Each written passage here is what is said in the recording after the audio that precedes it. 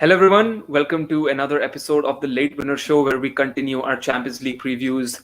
Today, we are joined by 𝗕𝗲𝗓𝗏 from Menace and the Monk. Welcome, Nidhi. How are you doing? I'm doing well. Thank you for having me. Yeah. Today we are obviously talking about the Liverpool group. That's why we have you here. It's a blockbuster Right. group, man. It's a blockbuster group. And actually, before we actually, start the podcast or get into the discussion, please make sure that you like, share, and subscribe to our Late Winner Show.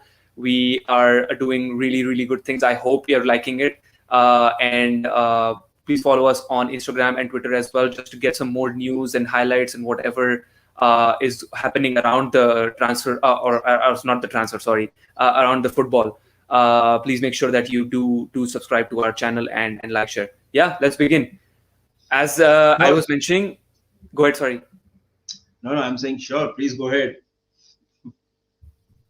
As I was mentioning that this is looking like a really really interesting group.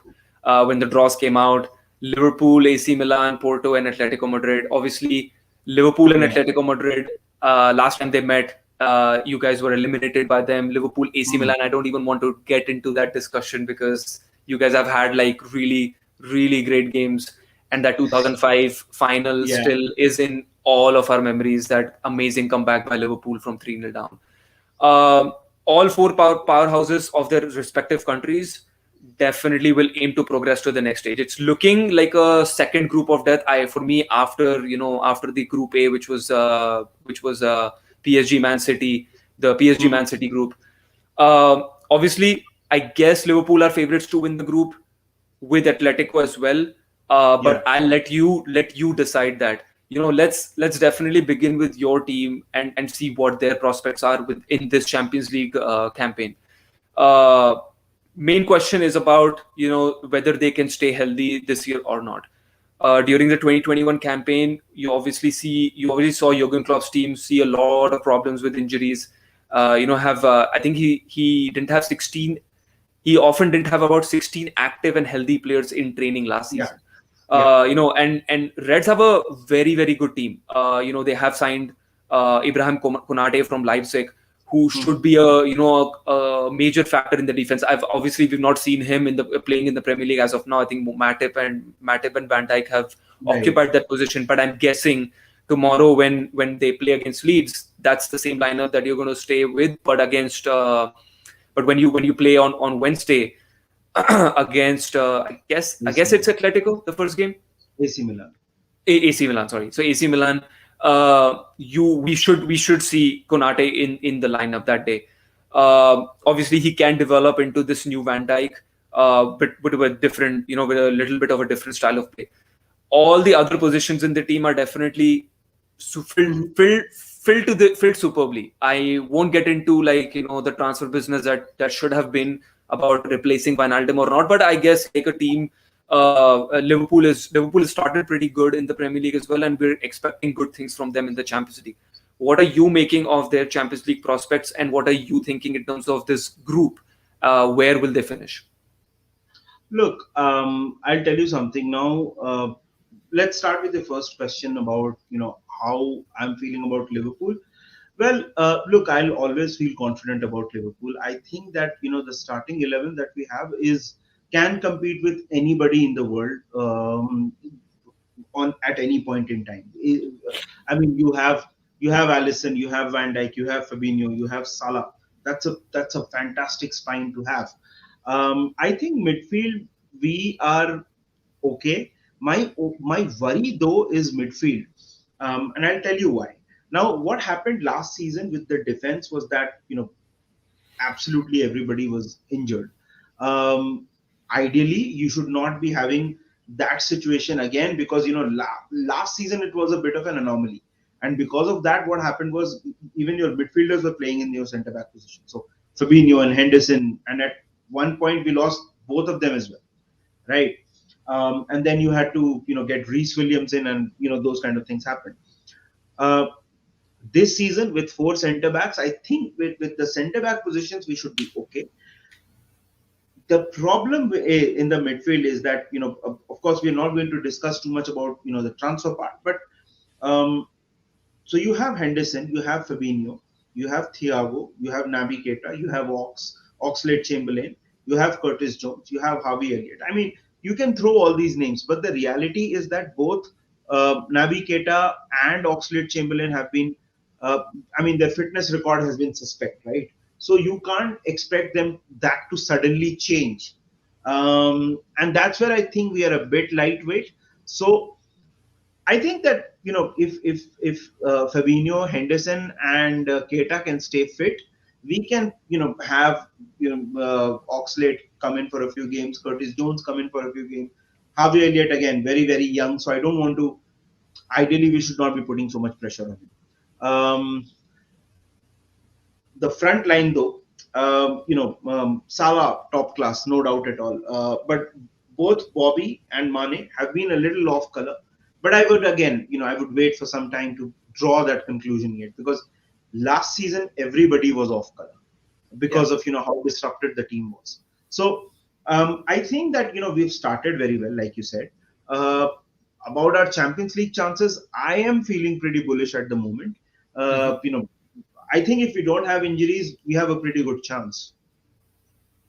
That's a very good point. But what I'm thinking in terms of the attacking, like a lot of people were saying, like you needed to sign a little bit, at least one more player in the attacking side, just to have some relief on the attacking side of Mane, Salah, and Jota, Firmino. I feel like those people who were doing a makeshift defense, so Henderson and Fabinho, I'm talking about, like they were struggling so much to provide the balls to the forward line, and that's why Liverpool struggled so much, even though they crawled into the top four at the end. But that's why they struggled. And you see the performances that they have in the first three matches. You don't see that problem, because now the defense is sort out. You have a backup in the name of Konate. The players are playing in their respective positions where they're happy and they can and what they're supposed to do in the team, right?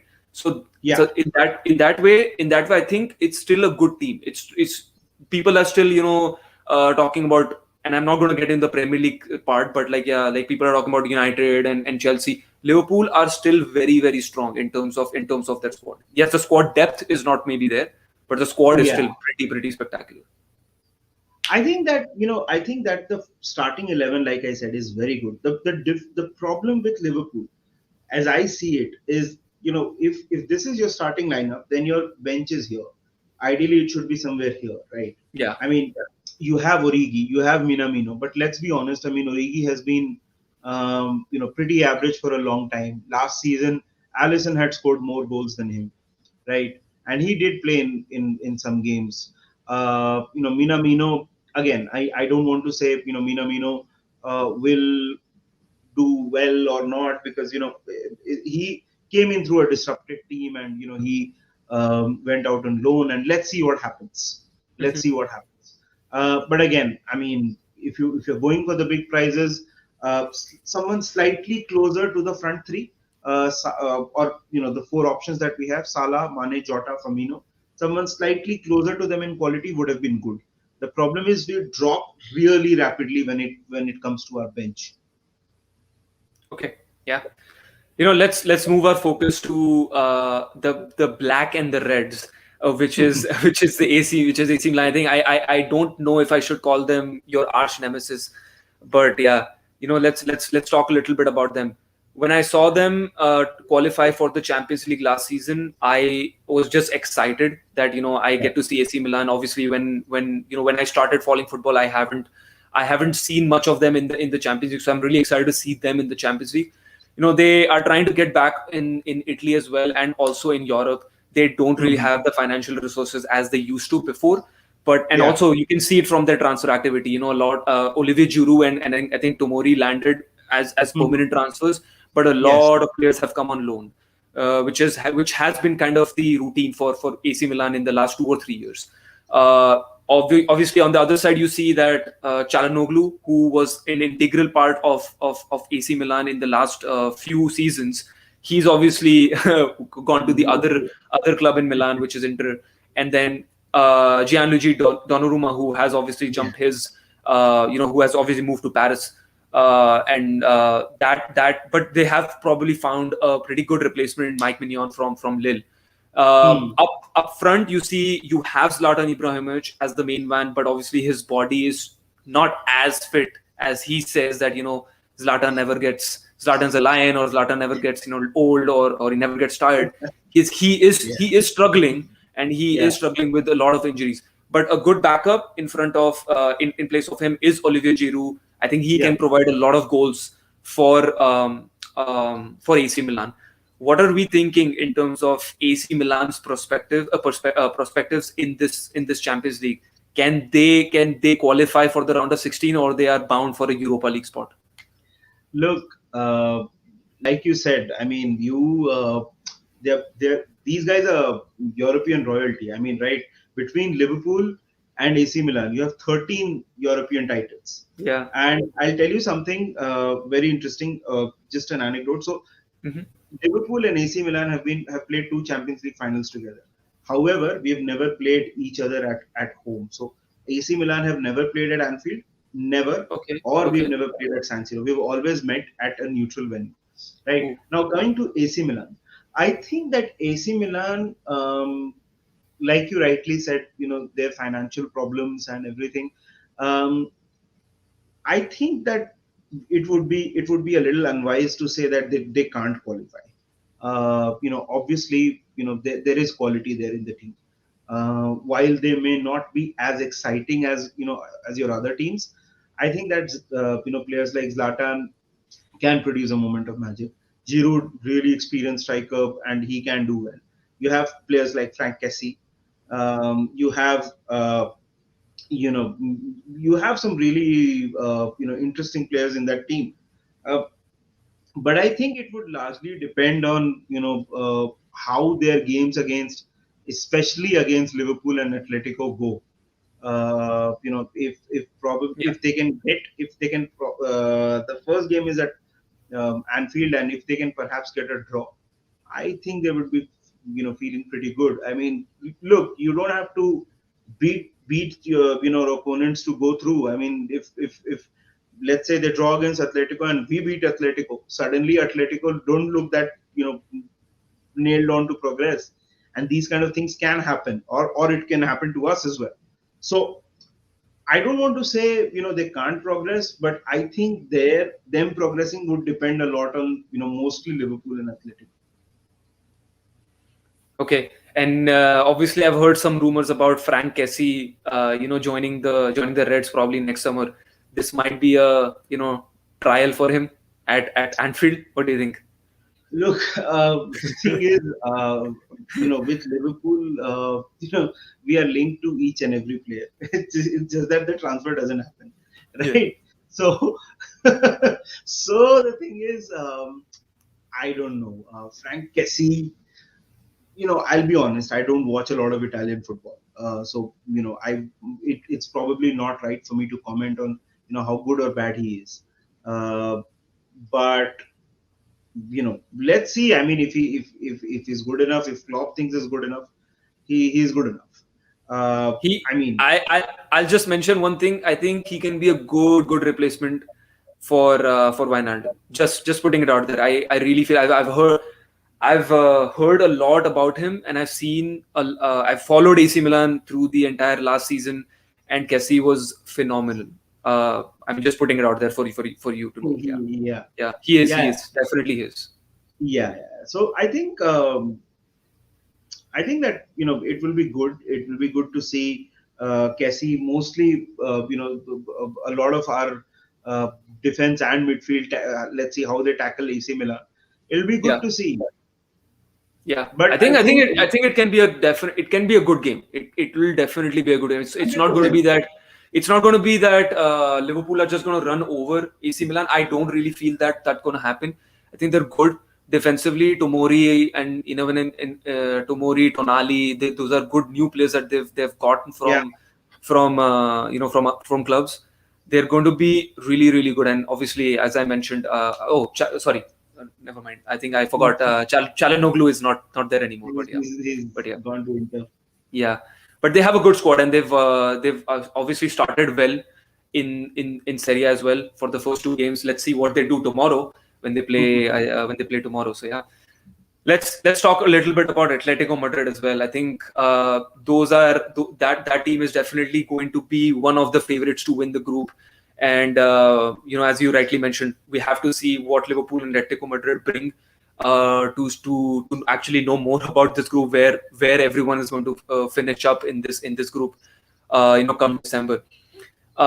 Two perfect transfers for Atletico. Griezmann is back from Barcelona. I think that's a really, really good signing. I think he was lost somewhere in Barcelona, and I think Diego Simeone will get the best out of him again when he's back when he's back at Atletico. So I guess like Griezmann and Suarez will have a really good partnership up there. And then one more good signing that I liked about was Rodrigo de Paul that landed from Udinese, and young Matthias Cunha that came from Hertha Berlin. Exactly the guys I think Simeone needs in the team. There were a couple of, yes, they won the La Liga title last year, but you see the performance against Chelsea, what they did. Yes, Chelsea did a really good job containing them, but they were really, really poor.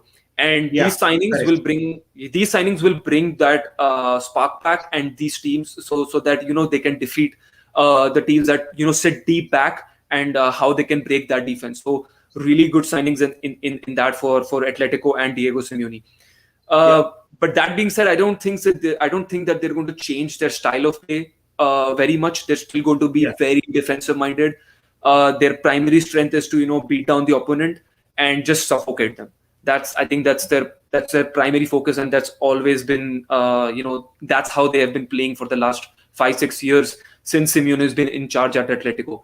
What are we thinking about Atletico's performances in the Champions League? Do we think that they're outright favorites to win, and we don't really need to worry about them? But then and Liverpool and AC Milan actually fight out for that second spot.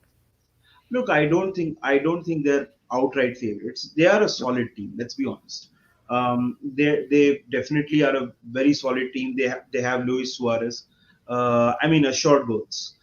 You can be sure that that guy will score goals. The Griezmann transfer is really interesting. They also have 𝗕𝗲𝗃𝗧𝗘. The keeper is fantastic. I think that one of the best things that Atletico Madrid did was to replace Saúl. And I think a lot of people will agree that Saúl had not been really good for the last 2 years. Actually, last 2 seasons he has not been very good. So I think Rodrigo de Paul, if that signing clicks, it's a really good thing for Atletico. I don't think they're out and out favorites to qualify.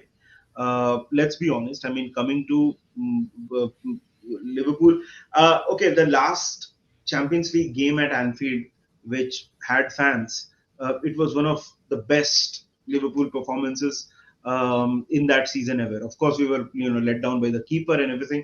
And let's not go too much, into that. But the thing is, they are very solid. I think that the top spot would be up for grabs between Liverpool and Atletico, at least on paper. It looks like the top spot would be up for grabs. But again, it's not like it's guaranteed Atletico will get it, or it's guaranteed that Liverpool will get it.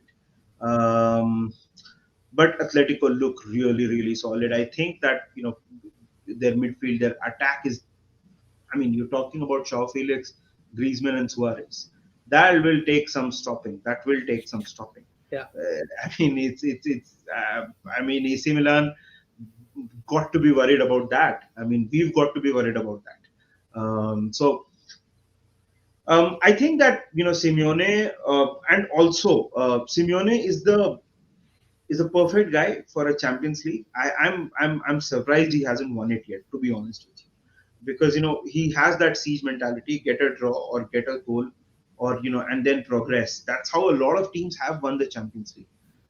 So I think they're very good. But then again, just repeating it, I don't think they're firm favorites to finish first.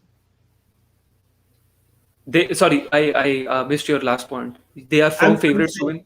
I'm saying I don't think it's a nailed-on guarantee that they will finish in the top spot. It's not.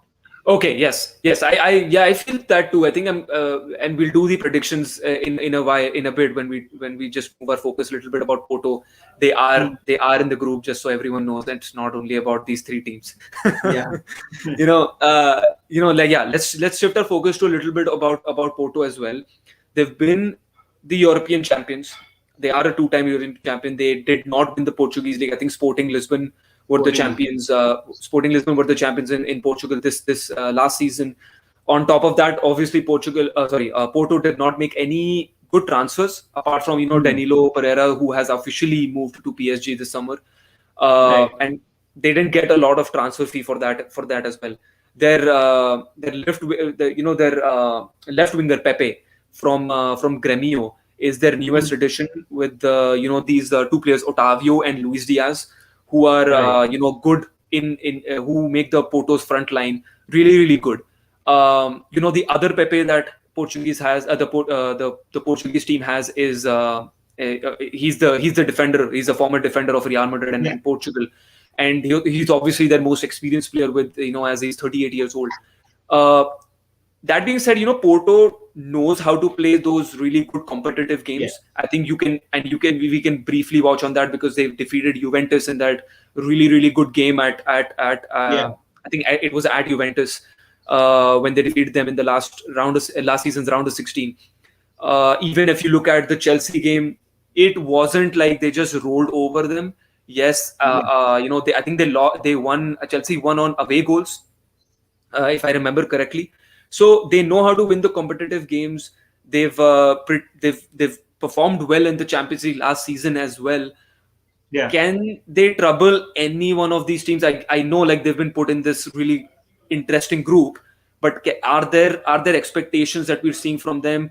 Can they at least go and challenge for a Europa League spot, or we are actually saying that the Liverpool, Atletico, and AC Milan, again, we're going to do the predictions later, but one of them occupies the Europa League spot, and then nothing for Porto this year.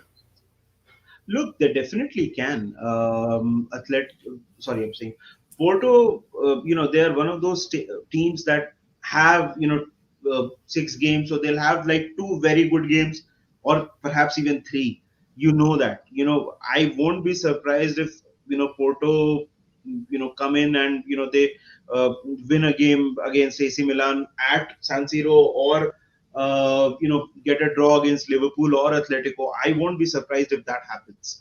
Look, um, these players that you mentioned, and of course, again, I don't watch a lot of Portuguese football, but there are some good players in there. I mean, they again, uh, they are a quality side. They are very experienced in the Champions League. Last season as well, I mean, like you said, Chelsea, they gave them a tough game. They gave them a scare. So there's definitely enough quality in there. Whether or not to qualify, look, I think they'll have to play out of their skins to qualify and go through. Um, I would say that it is possible. The probability might be a bit lower. But I think between AC Milan and Porto, frankly, I would say that Porto might be, slightly better place to qualify for Europa than AC Milan, in my opinion. Yeah. Right? But again, these things are just, right now we're just discussing things on paper. We'll know, we'll know, on Tuesday and Wednesday when the Champions League starts. Yeah. I think that's well put about Porto as well. Let's do predictions. 1, 2, 3, 4. What are your predictions?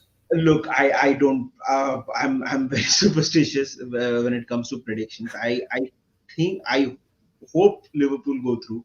I hope Liverpool go through. I think Atletico should ideally definitely go through. I'll make one prediction, but I think Porto will take the Europa League spot. So who? So AC Milan doesn't get anything. Oh man. I'm not saying. Okay. Okay. What about you? It's tough for me. I want AC Milan to go through, but at the Hmm. same time, I know that it's a very difficult task. But I'm going to make a bold prediction on the channel and say Atletico, AC, Liverpool, and then Porto. I just don't know. I don't know. I have a feeling where AC Milan will defeat will go through. I just have a feeling. Even yeah, I just have a feeling. Yeah, Interesting. Atletico are just too uh strong at the moment. Like yeah, even though I've not been very impressed with them in the first three games of their campaign in La Liga, Yeah. but yeah, with the signing of Griezmann, I think now they're back. I really feel that. So yeah, Yeah. sorry that Liverpool. I feel No, like no, Liverpool no. goes to Europa League, but It's predictions. It's predictions. yeah. Let's see what So happens. let's see. Yeah, I mean, yeah, I really, I would want, I can want like Liverpool want Liverpool can come back into the Champions League round of 16, but I just don't know. I'm just getting this feeling of AC Milan going through. So Mhm. that's my bold prediction. All right. With my bold prediction with the bold monk. So that's how I put it. All right. Yeah. Thanks, Nidhi. I think that's a great Group B preview for the Champions League. I hope everyone's excited for the Champions League coming back. Most importantly, I'm excited about the Champions League nights with the fans in the stadium. That's all I'm hoping for. Like really good, interesting, hopefully really really amazing matches to look out for. Do watch Liverpool versus AC Milan. I think on Wednesday. I think they play. Wednesday. Um, hopefully another 3-all or a comeback from some team or the other that we can see on at Anfield. As Nidhi mentioned already, that both of them haven't played at each other's stadium, so it can be a very very very really good affair between both the teams. That being said, Absolutely. please make sure that you like, share, and subscribe to our channel. Follow us on Instagram and Twitter. Give us those likes. Definitely helps us with the algorithms. Or we also listen to the Menace and the Monk, where Nidhi is Thank you. hosting a lot of their Liverpool content. Great content. They recently did a video with Stephen Warnock. Love that video, Nidhi. And yeah, stay tuned for stay tuned for more content at the Late Winner Show. Thank you and good night. Thank you for having me. Cheers and bye bye. Thanks.